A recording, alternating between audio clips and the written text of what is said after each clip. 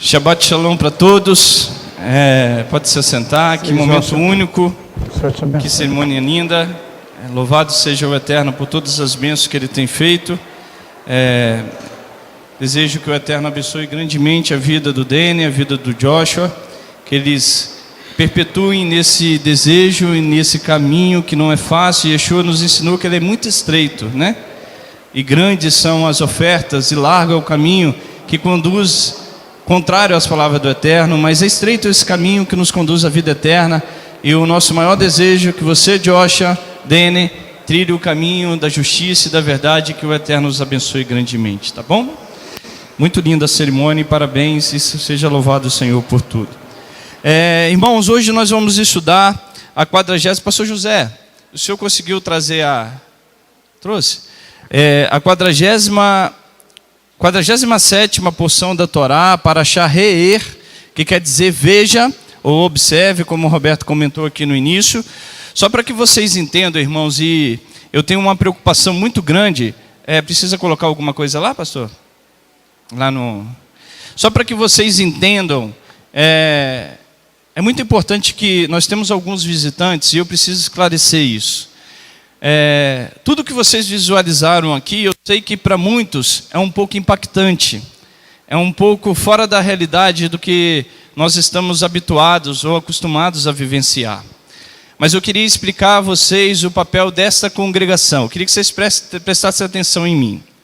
O papel dessa congregação ele é muito simples. Ele não é um papel onde nós nos enxergamos como os donos da verdade, como aqueles que são únicos, ou tudo aquilo que nós fazemos tem uma ligação direta com a vontade do Pai, vamos dizer assim, mas nós somos uma congregação que nós estamos lutando para caminhar, para que haja união entre judeus e gentios, né? Aqui não existe nessa congregação nenhum desejo e nenhum pensamento de que os nossos irmãos batistas não tenham a presença do Eterno, que nossos irmãos assembleanos, que tanto amamos, não tenham a presença do Eterno, que os nossos irmãos católicos ou maranatas não tenham a presença de Deus, de maneira nenhuma. Mas hoje, se Yeshua estivesse aqui, estivesse presente, se ele tivesse vindo na nossa época, esse serviço que hoje você veria era o que ele estaria fazendo dentro da sua nação. O serviço que hoje você viu é um serviço judaico, é um serviço que tem milênios de história por trás. E quando nós trazemos isso para a realidade, é que nós estamos declarando que há uma unidade entre judeus e gentios. Não achem que judeus vão compreender a tua fé, compreender sobre Yeshua, distanciando ele da sua história e da sua origem. Então, quando nós estamos aqui, nós não estamos dizendo que nós somos os donos da verdade. Muitas das coisas que nós fizemos aqui desde a hora que nós iniciamos a cantar, são tradições judaicas. Isso não quer dizer que você tem que levar as tradições judaicas para dentro da tua igreja ou para dentro da sua congregação. Mas nós estamos trabalhando para que os princípios bíblicos sejam restaurados pelas igrejas evangélicas, pela igreja católica. E quando eu falo os princípios bíblicos, eu estou falando na crença do único Deus, eu estou falando na crença de Yeshua como Messias, enviado por Deus para a salvação de todo aquele que nele crê. Eu estou falando de princípios bíblicos, de voltar para o Shabat, de voltar para as festas bíblicas e principalmente de voltar para princípios das leis, onde dizem a relação entre o homem e o teu semelhante. Principalmente nos princípios bíblicos, onde a Bíblia está ditando o relacionamento entre o homem e o seu semelhante. É a favor disso que nós pleiteamos. Nós não estamos pleiteando judaizar a igreja. Nós não estamos pleiteando trazer tradições judaicas para dentro da igreja. Da mesma forma como nós não estamos desejando levar, também não queremos que tragam para nós tradição para a qual nós não queremos vivenciar. Paulo diz que cada um deve permanecer como foi chamado. Nós temos este chamado de trazer os nossos irmãos junto conosco, respeitando as nossas diferenças, e temos diferenças, mas entendendo que cada um recebeu um chamado e que Deus tem abençoado as congregações evangélicas que nós temos que nós vivenciamos, né? Então eu queria que você levasse isso dessa congregação. Essa congregação só tem um cabeça, chamado Jesus Cristo, Yeshua HaMashiach. Ele é a nossa pedra angular. Nós vivemos, Ele é o autor e consumador da nossa fé. Ele nos ensinou a crer no único Deus. E nós estamos declarando e não abriremos mão dEle. Ele é a nossa pedra viva e nós estamos pautados e referenciados nele. Então, respeite a nossa característica. E nós estamos aqui com muito amor. Você sempre vai ser bem-vindo a celebrar conosco e a exaltar o Deus de Israel. Do início ao fim, nós exaltamos ao Deus de Israel. Estamos proclamando Yeshua na vida das pessoas, porque reconhecemos Ele como a pedra angular dessa congregação. Ele é o cabeça dessa congregação. E estamos sendo guiados por Ele. Amém? Agora nós vamos iniciar o estudo da nossa paraxá. A cerimônia foi estendeu um pouquinho o horário. Eu vou passar uns 10 minutos do nosso encerramento. Nós vamos almoçar aqui hoje. A família do Josh e a família do Denner prepararam um alimento gostoso. Então não se preocupe com sua alimentação. Venham celebrar conosco. Todos estão convidados hoje, tá? O que é paraxá? Para que os nossos visitantes entendam. Os judeus, para estudarem a Torá, Gênesis, Êxodo, Levítico, Números e Deuteronômio, durante o ano todo, eles dividem cada porção, inicia em Gênesis e vai até encerrar o livro de Deuteronômio, que é Devarim em hebraico. Então se divide em porções de 54 porções, 54 partes, para que em um ano a gente consiga estudar todo o livro. E assim a gente estuda também os livros dos profetas, a Brit Hadashah, que é o Novo Testamento. Então você vai ver ensinamento da Torá dentro dos ensinos de Yeshua. E Yeshua é a palavra viva que se fez carne e habitou no meio de nós. Ele é o verbo. Então quando nós estamos ensinando a Torá, eu estou ensinando a você acerca de Yeshua. Eu vou te comparar e vou te mostrar como Yeshua sempre faz uma analogia com os ensinamentos da Torá. E ele traz a Torá para dentro da sua vivência. Eu falei isso aqui há 15 dias atrás, que Yeshua era conhecido como rabino. Uma pessoa que anula a Torá, ou uma pessoa que anula o Shabat, ou uma pessoa que substituiu a nação de Israel, ele não é reconhecido como rabino. Rabino é alguém que tem referência na sociedade, que tem costume na sociedade, e ele é um exemplo. E ele é chamado de Rabi. Pessoas que não conheciam a Yeshua, ao visualizá-lo, chamavam ele de rabino, porque rabino ensinava a Torá. Por exemplo, o Hudson me chamou de pastor. Eu não tenho uma formação de pastor. Eu tenho uma formação teológica, mas não de pastor. Porém, eu tenho características e funções que um pastor exerce. Então as pessoas me reconhecem de tal forma, porque assim eu exerço, assim eu cumpro, assim eu estou vivenciando. Então tem uma característica. E Yeshua da mesma forma. Yeshua, as pessoas reconheciam ele como rabino porque ele vivenciava, ele tinha uma referência, ele ensinava. Então quando ele era chamado de rabi, ele estava em linha com os ensinamentos dos patriarcas, em linha com os ensinamentos dos profetas, em linha com os ensinamentos da Torá. É isso que nós trabalhamos, irmãos. Roma trabalhou de uma forma muito severa e fez um trabalho muito bem feito de distanciar a igreja que hoje existe da sua verdadeira raiz, da sua verdadeira casa. Josh estava cantando aqui, não quero estar longe da tua casa, mas eu quero estar nos teus atos, na tua casa. Vale mais um dia na casa do Eterno do que outras partes 1000. A igreja evangélica precisa voltar para a sua raiz, e com toda sinceridade, quer que você concorde ou não, ela não está em Roma, ela não está nos Estados Unidos, ela não é brasileira, mas ela está nos muros de Jerusalém, na terra de Israel. É de lá que ela saiu. Yeshua era um judeu, viveu como judeu. E virá buscar uma noiva judia, com características judias, né? Judeus e gentios tendo característica, tendo referência. Judeu sendo judeu, gentil sendo gentil, mas com referências bíblicas. Uma vez eu estava ensinando em Teresópolis, Nova Friburgo, e tinha um pastor, um padre, muito conhecedor da Bíblia. E alguém me perguntou acerca do Shabat. E eu fui ensinar acerca do Shabat. Aí o padre interrompeu e falou assim: Francisco, deixa eu te fazer uma pergunta. Se você trouxer o Shabat para dentro da igreja, você não vai judaizar a igreja? Ele, com todo respeito, ele não me afrontou, ele perguntou, ele estava com uma dúvida. Eu cheguei e falei assim: pastor, o padre, Nós não temos a intenção de judaizar a igreja. Essa não é a intenção. Mas não existe nada mais judaico do que Yeshua HaMashiach.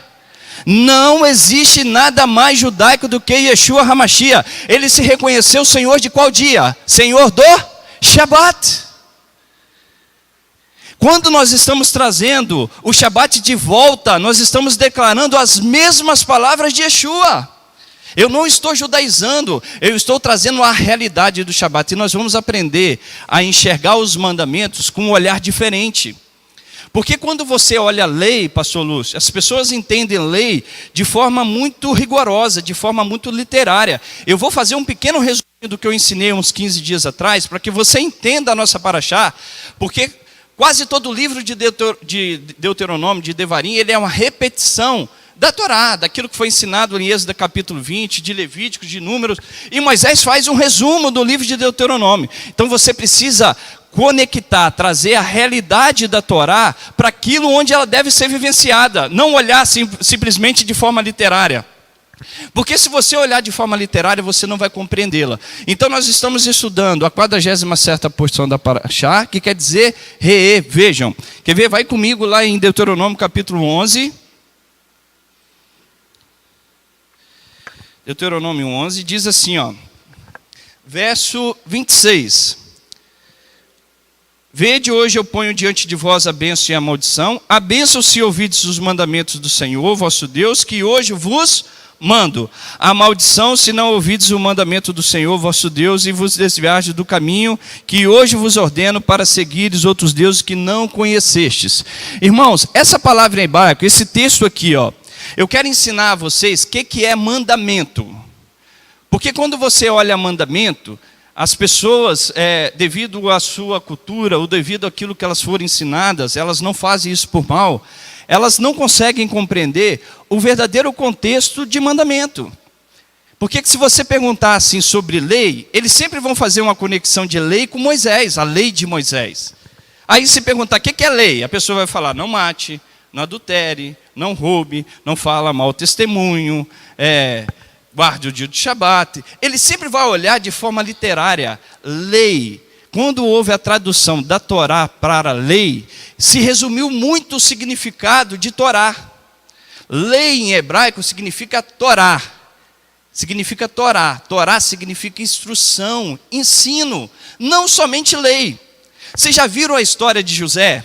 José tinha os seus 11 irmãos, que os venderam para o Egito, com exceção de Benjamim. Vende José para o Egito, José desce ao Egito, lá ele é escravo, depois ele é acusado falsamente, depois ele se torna o primeiro ministro do Egito, depois ele tem contato com seus irmãos que o venderam, tiraram da presença dos seus pais, da família.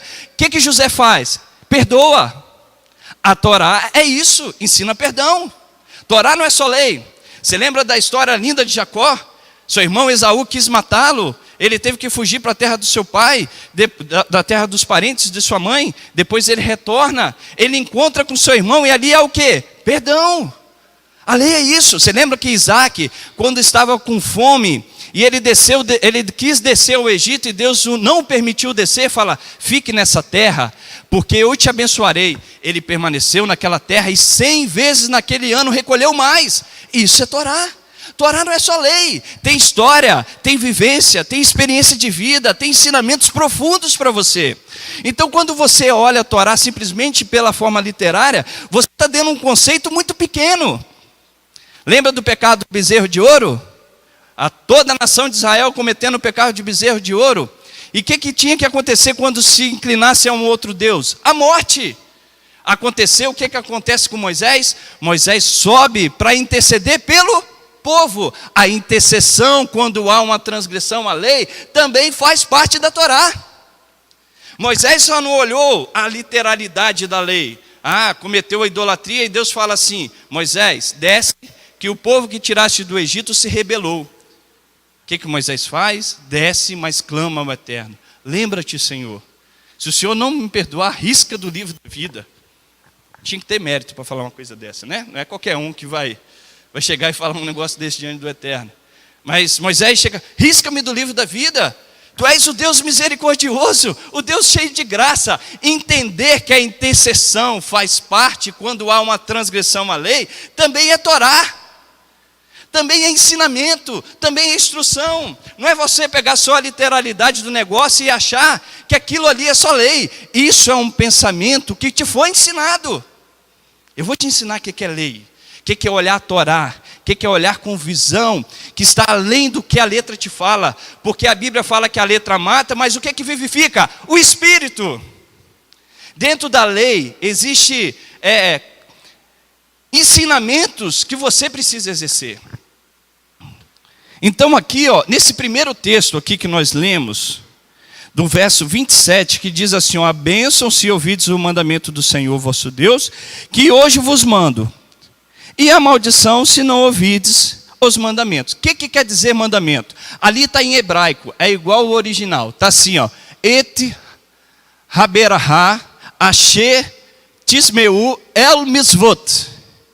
Eu ensinei isso aqui a vocês, el mitzvot. Adonai Elohim, Asher Anohi Metzaveh Et Ren Rayon. O que está descrito ali? Se você for traduzir de forma literária. Presta atenção aqui, Joshua, rapidinho. A bênção quando escutardes aos mandamentos de Adonai vosso Deus, que hoje vos ordeno a vocês, hoje.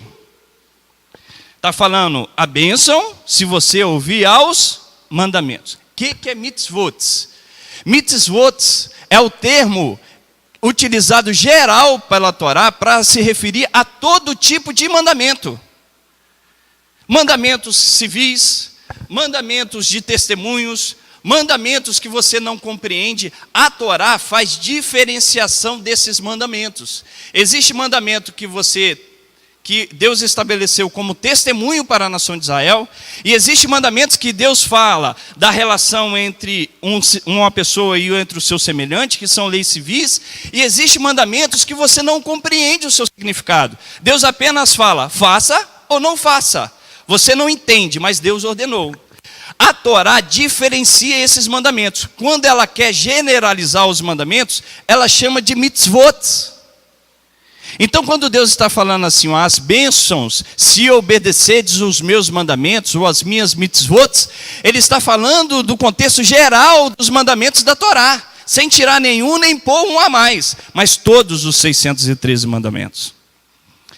Quais são os tipos de mandamentos que nós temos? Está ali, a Torá é repleta de mitzvot, mandamentos, com diversas características, e elas são divididas em subcategoria. Mishpatim é um tipo de mandamento, mishpatim. Eidot é outro tipo de mandamento, e hukim é outro tipo de mandamento. Existem 3 categorias: mishpatim, eidot e hukim. Olha lá, deixa eu passar rapidinho para a gente não demorar muito. Vai em Deuteronômio capítulo 4, volta um pouquinho, verso 45. Presta atenção, porque se você não compreender esse início, você não vai entender o que eu vou chegar um pouco mais na frente. Deuteronômio 4, verso 45 diz assim, aqui você vai ver de forma mais clara os 3 tipos, as 3 categorias de mitzvot, de mandamento. Olha o verso 45. Estes são o quê? Os testemunhos, os estatutos, os juízos que Moisés deu aos filhos de Israel. Olha só, 3 tipos de mandamento. Esse texto em hebraico está ali, Ele Hayedot, Vehahukim, Vehamishpatim. Ele Hayedot, testemunho, Vehahukim, que quer dizer estatutos, e Vehamishpatim, que quer dizer juízos. Aqui os 3 tipos de mandamento. E continuando, Asher Dibe Moshe El Bene Israel Betsetan Mimitzraim. Estes são os testemunhos, os ensinamentos, como está traduzido aqui, os testemunhos, os estatutos, os juízos que Moisés deu aos filhos de Israel quando eles saíram do Egito. 3 tipos de categoria. Qual é o significado ou qual é o conceito de cada mandamento? Mishpatim São leis divinas que promulgam a segurança e a sobrevivência da sociedade humana na relação entre o homem e o seu semelhante. Inclui, por exemplo, a proibição de matar e de adulterar. Um exemplo, são leis que regem a relação do homem do seu semelhante. O cristianismo adota essas leis somente. De certa forma, não ela em sua totalidade, né? Que nós vamos aprender aqui leis mishpatim, na qual o cristianismo não aborda. Mas são leis civis que dentro do cristianismo eles entendem como leis que nós devemos vivenciá-la hoje. Então, mishpatim são leis na relação entre o homem e o seu semelhante. Outro tipo de lei, eidot. Presta atenção em mim, ó. É uma lei que testemunha um evento histórico ou algum aspecto da fé do povo judeu. É chamada de edut, que quer dizer testemunhos. São exemplos a mitzvah de observar o Shabat, que atesta a crença no único Deus. A saída da nação de Israel do Egito, quando Deus tirou a nação de Israel do Egito, o que ele determinou? Peça. Ali foi como testemunho. Se você olhar, por exemplo, tzitz, que é esse talite que nós estamos usando aqui, ó, que tem essa franja, isso é chamado de tzitz. Isso aqui serve para que todo judeu, ao olhar, ele não ande conforme os desejos do teu coração, mas ele ande conforme os ensinamentos da Torá. Você lembra daquela mulher com fluxo de sangue? Ela pega nas franjas de Yeshua, ela pega no tzitz dele. Ó. Significa para que nós lembremos dos mandamentos. É um testemunho, é uma lei que Deus estabeleceu como testemunho, chamada pela Torá de eidot. E a última aqui são rukins. Rukins são mandamentos divinos na qual não existe significados. Por exemplo, não se sabe o motivo pela qual Deus estabeleceu alguns alimentos que podem comer, outros alimentos que não podem comer. Então não tem significado. Essa lei é chamada de rukim. A Torá faz diferenciação. Se você for ler no original, ela vai citar ora rukim, ora eidot, ora mishpatim. Quando ela quer se referir às três, ela fala mitzvot. Deu para entender isso de forma mais clara? Quando Yeshua, e aí, irmãos, eu quero trazer para você, que Yeshua ensinava como judeu. Quando Yeshua estava querendo ensinar aos seus discípulos o que obedecer, o que ele se referia? Vai lá em João capítulo 14 comigo.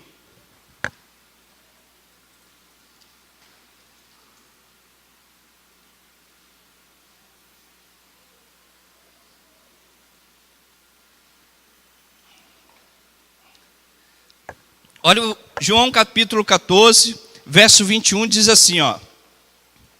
Aquele que tem o quê? Leia. João 14, 21. Aquele que tem os meus mandamentos. Mandamentos em hebraico é mitzvot. Mandamentos significa que Yeshua está generalizando todos os mandamentos da Torá. Os mandamentos que são testemunhos, eidot. Os mandamentos que são relação entre o homem e o seu semelhante, mishpatim. E ele está relacionando também os mandamentos rukins, que não tem significado. Então, ó, aquele que tem os meus mandamentos e os guarda, este é o que me ama. E aquele que me ama será amado de meu Pai, e eu o amarei e manifestarei a ele. Aquele que tem os meus mandamentos, ele chama a Torá de sua. De sua, ele traz a Torá para ele. Se você fosse ler esse texto em hebraico, algumas pessoas aqui têm uma tradução que busca trazer a originalidade do hebraico. Está escrito o quê? Mitzvot. Se Yeshua estivesse escrevendo este texto, ele ia botar mitzvot. Mas Francisco, esse mandamento que Yeshua está referendo é uma outra lei. Não é a lei da Torá de Moisés. Vou te mostrar então como que Yeshua considerava a Torá como mitzvot. Vai comigo em Mateus capítulo 5. Ele usa o mesmo termo que ele fala aqui em João 14, verso 21. Ele usa lá em Mateus capítulo 5, verso 17.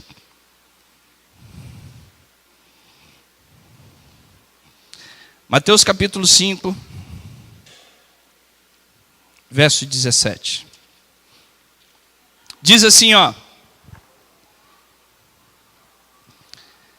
Não penseis que vim destruir a lei ou os profetas. Não vim para destruí-los, mas para cumpri-los. Em verdade vos digo, que até que o céu e a terra passem, nenhuma letra ou um traço se omitirá da lei, sem que tudo seja cumprido. Olha o verso 19.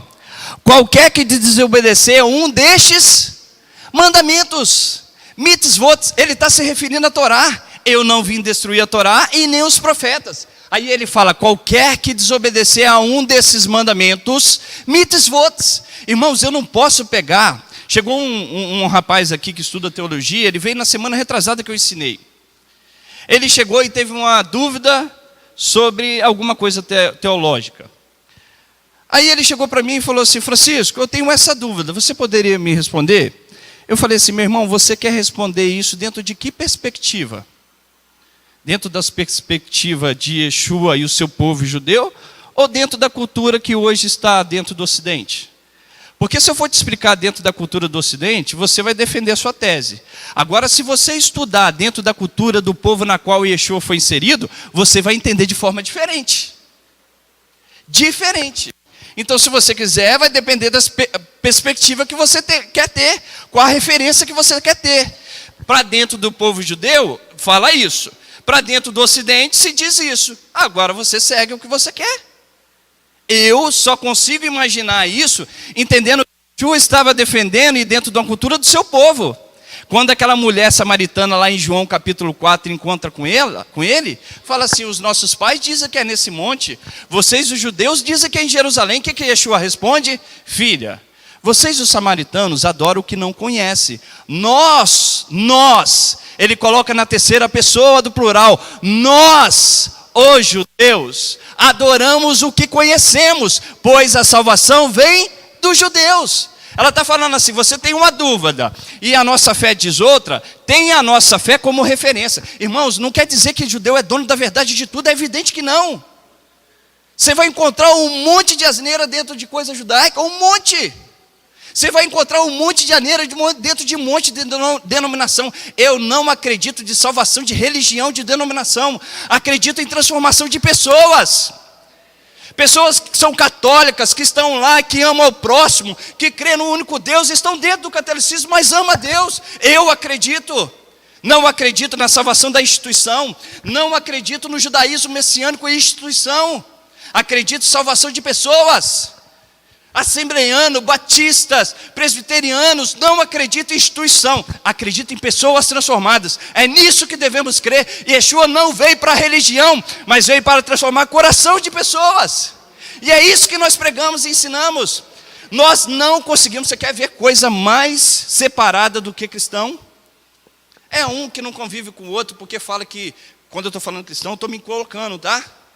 Estou me colocando, e eu, com todo respeito, eu convivo com os pastores de Vitória como os meus irmãos, e os tenho como superiores a mim. Vou no culto deles, não concordo com muita coisa, mas vou lá para ser abençoado, porque eu sei que o meu irmão é importante para a minha vida.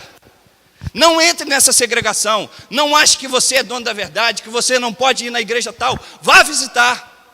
É assim que você transforma a vida de pessoas, sendo exemplo, mudando a vida, estando próximo. Então eu não acredito nesse tipo de salvação de instituição, mas de pessoa sim. É isso que nós precisamos pleitear e trabalhar. Eu esqueci o que eu estava falando. Acabei esquecendo. Eu estava querendo dizer que, irmãos, esse é o nosso papel. Nós não podemos dizer, aqui, eu sou muito sincero com os irmãos da congregação, irmãos, aonde você for, você vai ver defeitos e qualidades. Aonde você for. Se você, tinha o nosso irmão Giovanni, que ele tinha uma frase que era maravilhosa. Não existe igreja perfeita, ou comunidade perfeita. E se houvesse, Deus não colocaria você lá, porque você ia estragar. Ou a mim, que é verdade. Se existe congregação perfeita, Deus não vai nos colocar, porque eu tenho imperfeição, então eu vou estragar ela. Ou então eu vou prejudicar em alguma área. Não existe, você vai encontrar fatos que você concordará e fatos que você não concordará. Mas pega aquilo que é macro, aquilo que é essencial, que é o amor a Deus, que é o amor ao próximo, quer ensinar a verdade, quer falar com amor, com misericórdia, sem apontar o dedo. Isso não é lei. Isso é legalismo de lei. Tem muitas coisas boas dentro dos nossos irmãos evangélicos, muitas coisas boas. Tem muitas coisas boas do nosso irmão espírita. Vai aprender a fazer tzedakah com ele se você não aprendem. Não estou falando para você adorar talvez aquilo que ele acredita. Entenda que existe a diferença, mas respeite. O melhor atributo de um verdadeiro adorador é conhecer, é que existe um Deus que é soberano e que ele respeita a característica das pessoas. Uma vez uma pessoa veio falar para mim e falou assim: Francisco, posso ir na igreja tal? Eu falei: por que você não vai? Ah, por que você não vai? Então quer dizer que nós somos o dono da verdade? De maneira nenhuma. Aqui vai vir pastor que guarda o domingo, lógico que ele vai respeitar a nossa característica que guardamos o Shabat, mas ele tem coisa boa para nos ensinar. Aceite e acredite isso, e para de preconceito, o antissemitismo. Não fala antissemitismo de ódio, mas fala antissemitismo de cultura que te ensinou que não pode ter nada judaico, que não pode ter nada com referência bíblica. Nós precisamos voltar e respeitar isso. Você quer falar, meu amado?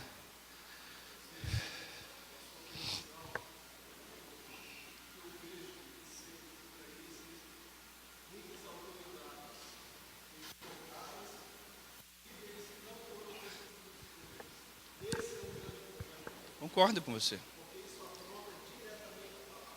A grande questão, meu amado, que mais me chateia é que as pessoas, eu não tenho nenhuma intenção de dominar o pensamento das pessoas.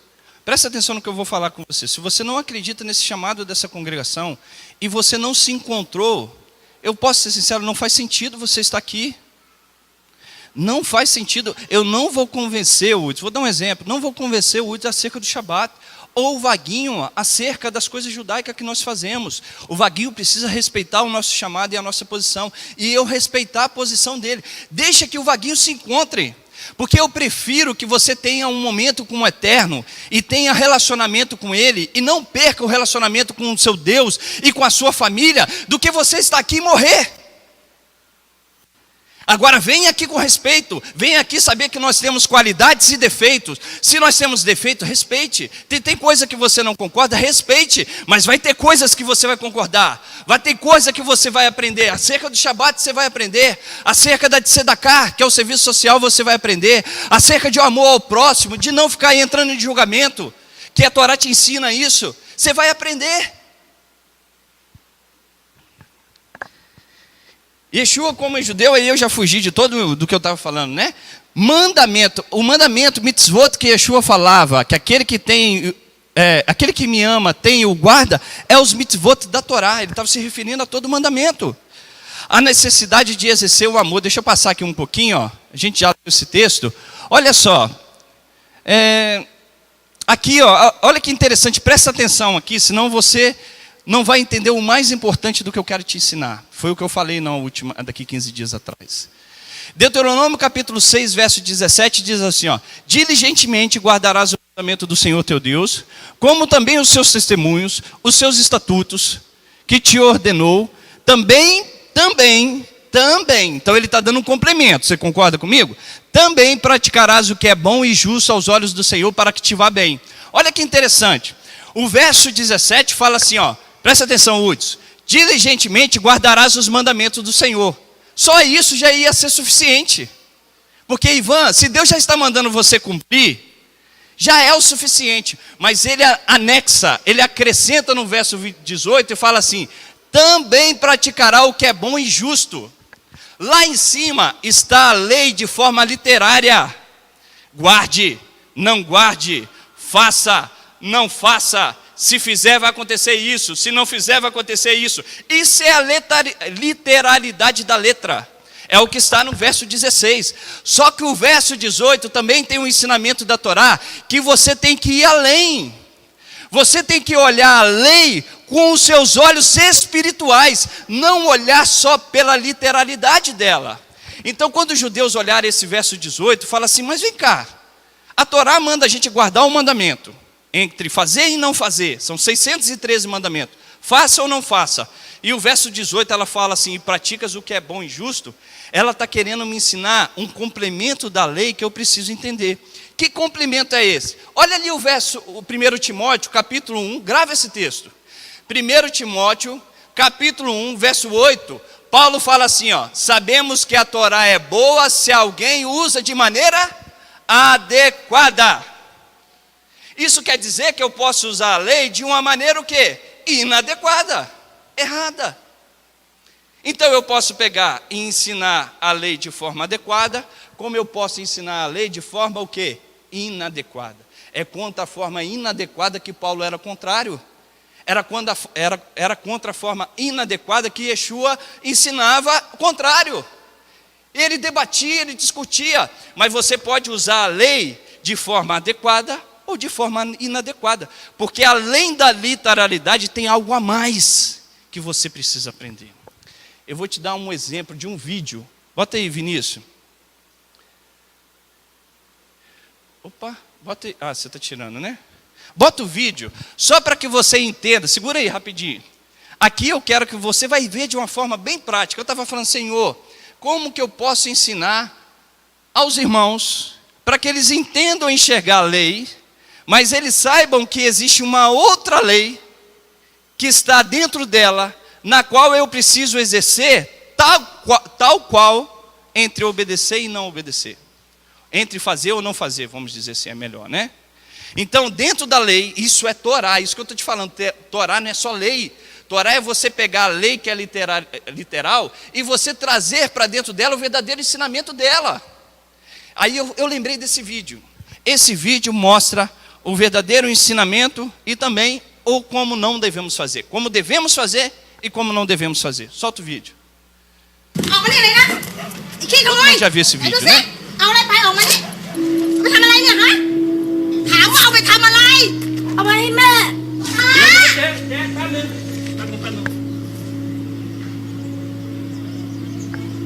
Mẹป่วยเหรอ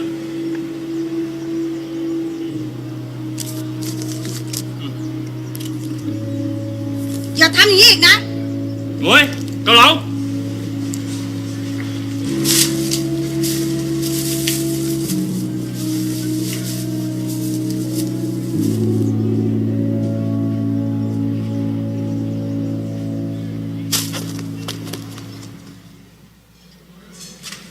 จอนั่งเลยครับนั่งเลย ป๊า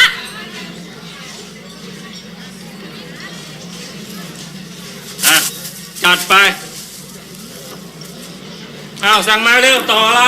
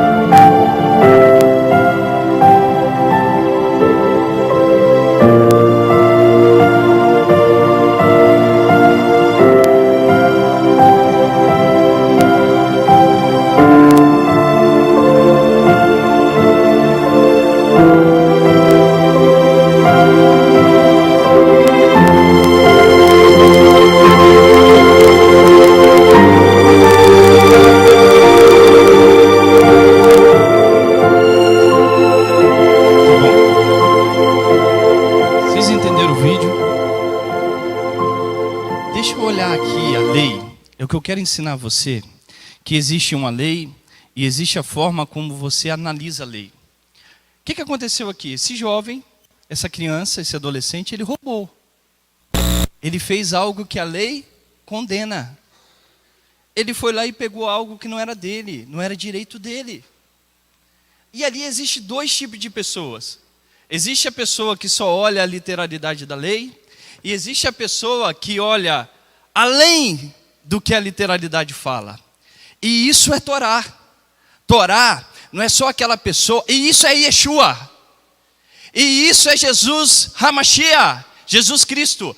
É não olhar só a literalidade. Torá e Yeshua é você olhar todo o contexto da lei e empenhá-la, exercê-la. Isso é mandamento. Aqui, esse jovem roubou, esse adolescente, e pegou aquela mulher, ele roubando. O que ela faz? Começa a bater, toma, critica, bota o dedo, acusa. Ah, você adulterou. Ah, você fez isso. Você roubou. Você cometeu idolatria. Você fez isso aqui. Você fez isso aqui. E foi apontando o dedo, e foi apontando o dedo. Chega um e fala, opa, a Torá é mais do que isso. Meu filho, por que você pegou isso?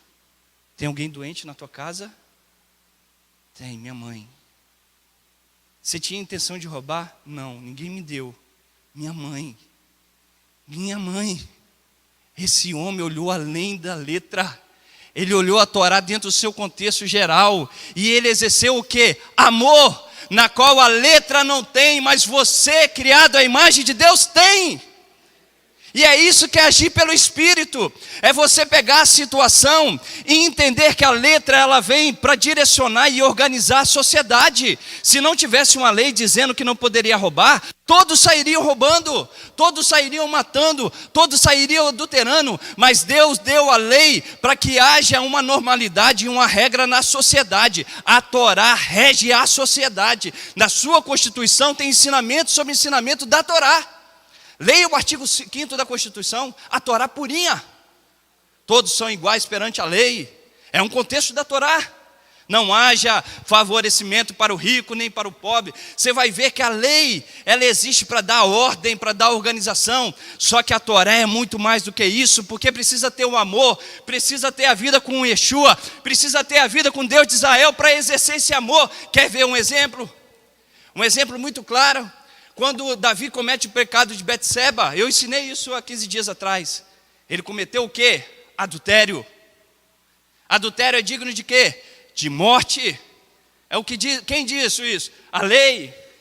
É literária, fala morte. Só que o intuito da lei não é matar a pessoa, mas fazer ela entender que a sua atitude foi contrária aos princípios divinos. Se isso for atingido, basta a lei atingir o seu objetivo. O profeta Natan chega para ele e conta uma historinha muito linda. Havia um homem que tinha muitas ovelhas e havia um homem que só tinha uma única ovelha. Este homem que tinha muitas ovelhas recebeu um vizinho. Ao invés dele matar do rebanho, que ele tinha muitos, para dar de alimento ao seu vizinho, ele pega do seu semelhante que só tinha uma, Davi. Nós fazemos igual Davi, irmãos. Nós olhamos igual aquela mulher no início do vídeo. Nós condenamos de imediato. Nós, eu estou falando eu estou falando você. Eu estou falando as pessoas que entendem a Torá de forma negativa, sem olhar todo o seu contexto. Não entendem nada de Torá. Torá não é só você apontar o dedo e julgar. Isso não é viver a Torá. Isso é viver legalismo da lei. E quando o profeta Natan Davi fala, o que eu devo fazer com esse homem, Davi? O que Davi responde? Tão certo como vive o Deus de Israel, esse homem é digno de morte. Esse homem é você, Davi. Imagina o Davi, né? Davi tem milhões de qualidades que nenhum de você temos. Podemos ter, mas não temos. Não estou aqui julgando meu patriarca. Não estou aqui julgando, estou pegando um exemplo dele e trazendo para a nossa realidade. Só que quando o profeta Natan visualiza que Davi se arrependeu do seu pecado, o que o profeta Natan fala com ele? Fique tranquilo, Davi, não morrerá, Deus perdoou o teu pecado. Por que o profeta Natan não cumpriu a literalidade? Ele poderia ter chamado os juízes, ele poderia ter chamado as autoridades de Israel e condenado Davi. Não, ele foi em secreto ao quarto de Davi, só ele, Davi e Deus, e revelou o pecado de Davi. Quando ele enxergou que Davi tinha recebido o perdão do pecado, não temas, não morrerás, embora a literalidade da lei fala isso, mas o Eterno perdoou o seu pecado. A consequência continuou. mas ele recebeu o perdão. Isso é Torá. Lembra da mulher pega em adultério? Coloca-se diante de Yeshua. Alguém que é pego em adultério é digno de quê? Morte. Aquele que não tem pecado, atire a primeira pedra. E Yeshua estava condenando a Torá? Não, ele estava ensinando o verdadeiro conceito de Torá. Torá não é só você pegar a literalidade dela e trazer, é você olhar o seu contexto e trazer para a sua realidade. Vá, minha filha, nem eu te condeno, mas não peques mais. Ele viu que o objetivo da Torá foi alcançado. Então, antes de você julgar a Torá, conheça primeiramente. Antes de você julgar o ensinamento verdadeiro de Yeshua, conheça primeiramente. Não ache que você é o dono da verdade. Não ache que porque judeu não tem Yeshua, ele não tem nada para te ensinar. Você não pode dizer que você não precisa do ouvido. O olho não precisa, o ouvido não precisa do olho. O olho não precisa do ouvido. Eu não preciso do pé. Eu preciso dos meus patriarcas judeus que não creem em Yeshua, assim como eu preciso do católico, do batista, do presbiteriano, porque nós somos um só corpo. Ou então você rasga Romanos 11 e joga para o lixo. Nós somos a mesma raiz e fomos enxertados nessa oliveira. A raiz que sustenta você, ela não é ocidental, mas ela é bíblica. E ela está Abraão, Isaac, Jacó, os profetas, Yeshua, Hamashia, Davi, Torá, os profetas, Abrid, Hadashah, está lá.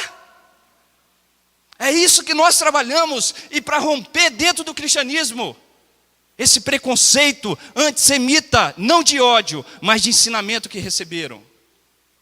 Sem fazer com que judeu seja gentil e sem fazer com que gentil seja judeu. Isso é a necessidade de exercer amor. O bom senso faz parte do cumprimento da Torá. E aí, irmãos, eu acho que eu vou encerrar aqui. Eu espero que... Porque eu tenho muito a ensinar vocês aqui dentro desse texto. Deixa eu só ensinar essa parte aqui e depois eu encerro. Eu ia ensinar sobre o dízimo, sobre o verdadeiro conceito de dízimo, né?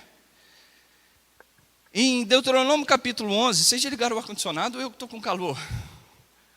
Está calor mesmo? Tenta esfriar um pouquinho mais, meu irmão. Olha lá, liga os... em Deuteronômio capítulo 11, verso 27, vai lá comigo, Deuteronômio 11, verso 27.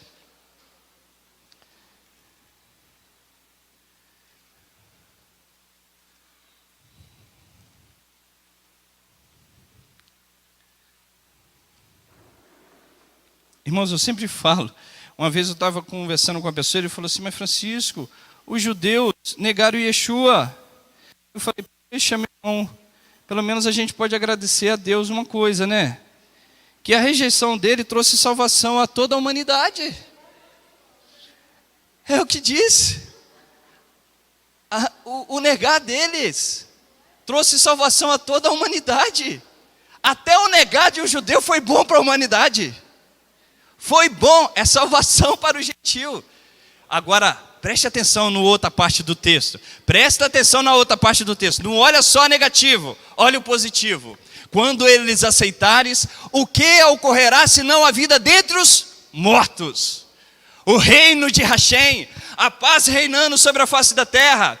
Yeshua descendo, estabelecendo a sua comunidade, todos crendo no único Deus. Então, se a rejeição trouxe salvação para a humanidade, quanto mais a sua admissão. Quanto mais a sua admissão. Então, toda vez que você olhar para um judeu, olha com respeito, olha com amor, olha com um olhar de inferioridade, não se submetendo inferior no sentido de pejorativo, mas com o ensino de Paulo, que considere cada um superior a ti mesmo.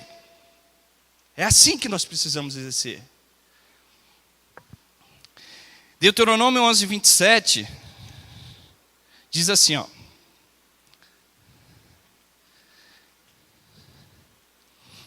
A bênção se ouvides o mandamento do vosso Deus, tal, maldição, já li esse texto. Quando o Senhor teu Deus te fizer entrar, verso 29, na terra que vais conquistar, pronunciarás a bênção sobre o monte Zerizim e a maldição sobre o monte Ebal. Porventura, não estão além do Jordão, na terra do pôr do sol, na terra do cananeus. Aí só para passar, ó, verso 31. Então, atravessando o Jordão para entrar a possuir a terra que vos dá o Senhor vosso Deus, quando tomardes posse dela e nela dos habitantes, tende cuidado em cumprir todos os estatutos e os juízos que hoje vos proponho. Aqui está, presta atenção em mim. A bênção se obedecerdes e a maldição se não obedecerdes. Irmãos, quando nós olhamos esse texto, nós somos tendenciados, lembra que eu falei que nós precisamos olhar a Torá como um contexto e todo o seu sentido espiritual? Nós somos tendenciados a entender que se uma pessoa está padecendo por enfermidade, ou por alguma necessidade física, ou por algum problema emocional, que essa pessoa não tem relacionamento nenhum com Deus. Nós somos tendenciados a entender dessa forma, que a pessoa não tem um relacionamento com Deus, se ela está com enfermidade, ou se ela está passando uma necessidade pessoal, ou se ela tem problemas emocionais. E quando uma pessoa é bem-sucedida, tem um carro do ano, tem uma viagem fantástica, Deus só prospera, Deus alimenta, opa, esse aí, esse pastor tem um reloginho aqui tal, sei não, tem um paletó que a congregação teve que dar, senão ia usar o que está apertadinho por causa que ele está engordando.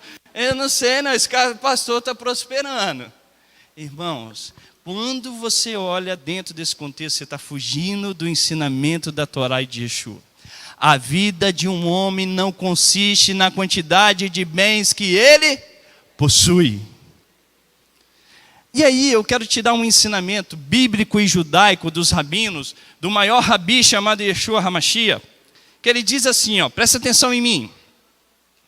Todas as vezes, presta atenção em mim que isso aqui é importantíssimo.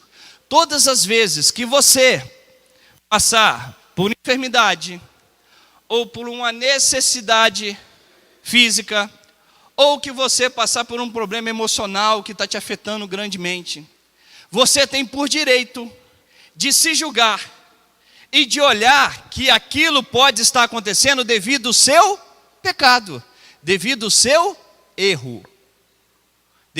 Eu vou mudar a frase que eu quero colocar aqui o verbo na conjunção correta. Todas as vezes, se eu enfrentar uma enfermidade, se eu enfrentar um problema financeiro, que eu não consiga me sustentar, ou se eu enfrentar algum problema emocional, eu, Francisco, posso me julgar e entender que esta consequência é por causa dos meus pecados. Porém, entretanto, acho que acabou aqui, né? Toda vida, quando isso acontece com teu semelhante, você não tem o direito de pensar dessa forma. Você é obrigado, perante a Torá e perante Yeshua, ir diante ao Criador e pedir para que Deus o abençoe e o cure.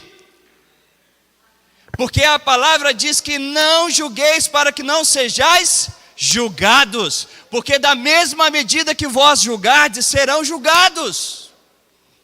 Paulo diz, portanto, examina o homem a si mesmo, porque nós somos capacitados a examinarmos a nós mesmos.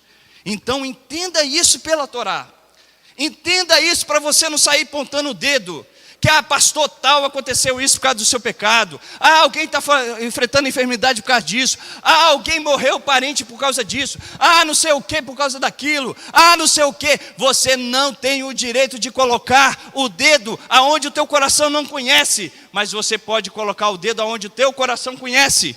Então, se isso está acontecendo com você, você pode fazer uma introspecção e analisar a tua vida. Agora, quando isso acontece para o teu semelhante, entra no teu quarto, coloca o teu calite, se cubra com ele e peça ao Eterno para que conceda a bênção ao teu irmão e ele conquiste e alcance a bênção do Eterno Criador. Isso é Torá, irmãos. Eu tinha muito mais para ensinar vocês sobre o dízimo, mas vamos parar por aqui. Mas não olhe a Torá só pelo legalismo. A Torá é vida. E Yeshua ensinou, presta atenção em mim, Yeshua ensinou que a Torá foi acrescentada por causa das nossas transgressões. Deixa eu te falar um negócio, raciocina comigo.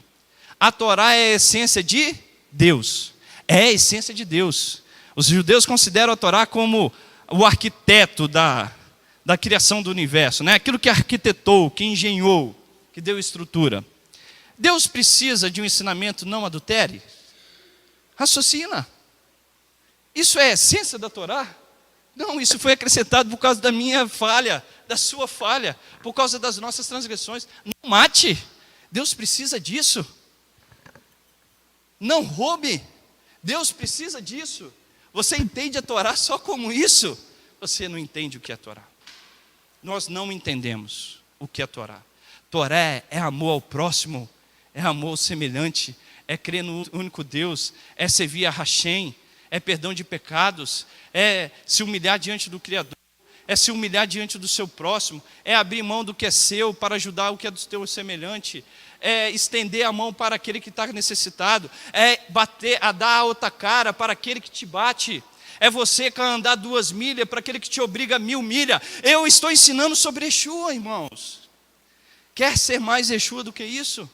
Creia, Ele é o enviado por Deus para que todo aquele que nele quer não pereça, mas tenha vida eterna. Que o Eterno abençoe você e que você possa sair daqui com a compreensão dos ensinamentos do Eterno e que possamos exercer isso no nosso dia a dia para a honra e glória dele. Amém?